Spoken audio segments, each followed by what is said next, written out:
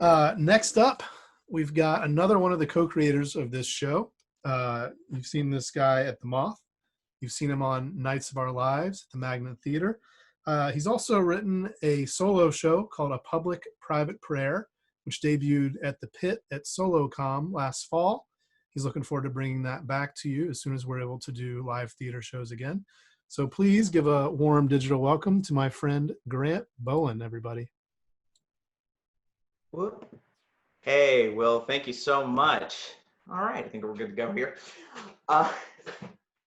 When I started out in middle school, there was at least one person I could tell was going to make my life a little more difficult. It was this kid named Jonathan. I'm going to be blunt. Jonathan wasn't bright. In fact, it was common knowledge that he had been held back a couple of times. So keep that in mind. This dude was old enough to go get his learner's permit. And here he was stuck with a bunch of kids whose voices had just changed.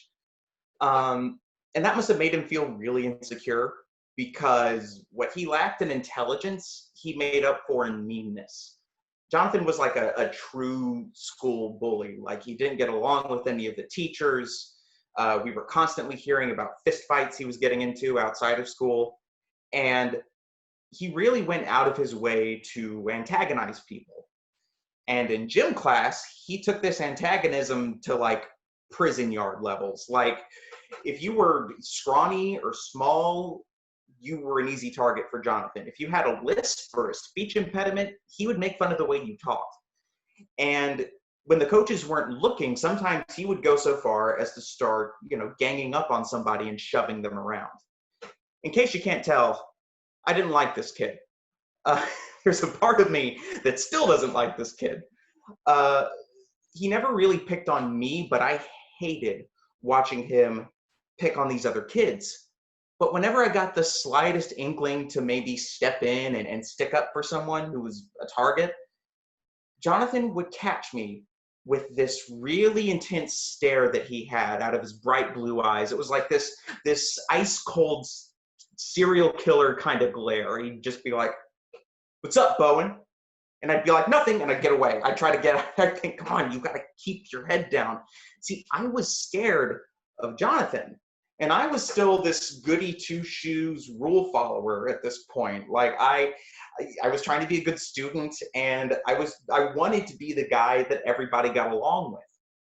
So I'd tell myself, it's like, I know you hate seeing this stuff happen to everyone else, but someone else is going to take care of it, okay? You have got to focus on your own survival. Like, do not get on this guy's bad side. So one day we're in gym class. We've already changed. We're sitting on the benches waiting for class to start. And the coaches hand out our syllabus. You heard that right. A syllabus for gym class. Total waste of paper, but it's all the teachers in school had to do it, so they had to do it. Anyway, they hand out the syllabus to everybody and they go into their office. They're not watching us. So I'm sitting there intently reading my syllabus like a good boy. And I don't notice that Jonathan and his friends move over and sit next to me on the bench. And because they can tell I'm not paying attention, they decide they're going to try to be funny. So Jonathan very slowly reaches over and then very quickly yanks the paper out of my hand. Only I've got a good grip on it. So when he yanks it, the page tears in half. And that just makes them start laughing their heads off over what they just done while I'm sitting there holding this half sheet of paper. Look, I'm a nice guy. I have a lot of patience. But there's a very small list of things somebody can do to trigger a reaction of instant rage in me. One of them is to yank shit out of my hands. And the other is to damage my property. And even though it was just a sheet of paper, Jonathan just did both things. And what happened next happened in the blink of an eye. I'm looking at the torn syllabus in my hands. I see red.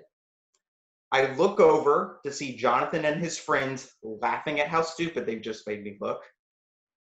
I raise my hand back, and in one swift motion, I slap the shit out of the back of Jonathan's head so hard that there is a loud, audible pop that echoes through the locker room. Again, this happened very quickly, pure impulse. By the time I realized what I was doing, it had already happened. Like, I snap out of it and I look at my hand, I'm like, oh God, what have I done? And I look at Jonathan's friends and they're looking at me like horrified. They're like, this kid just signed his death warrant.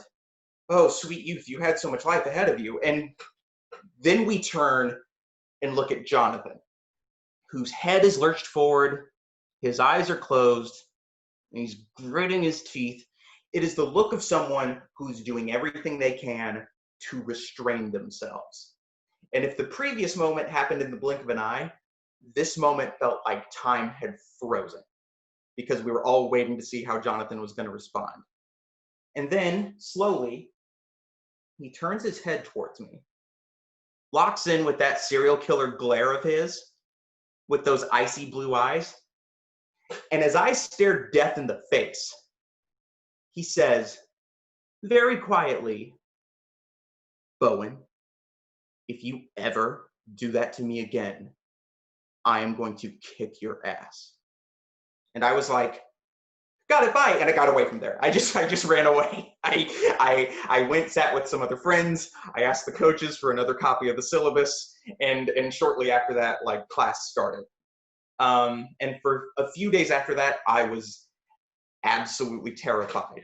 Like, I had never lashed out at somebody like that, and I just knew Jonathan wasn't going to let me get away with it. And I was waiting for that moment where he was going to corner me and, like, exact his revenge. Like, I was waiting for that axe to drop.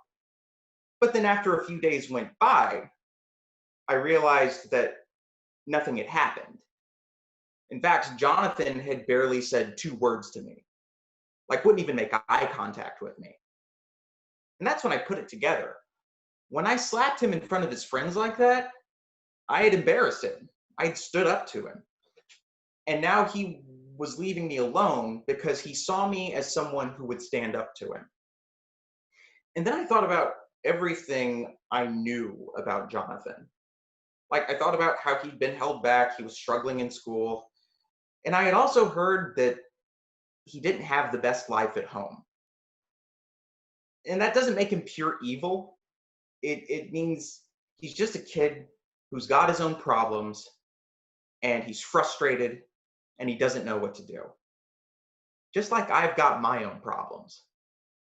And then I really felt bad about what I did. Because I was so scared of Jonathan, I had basically acted like Jonathan. And that's not who I wanted to be.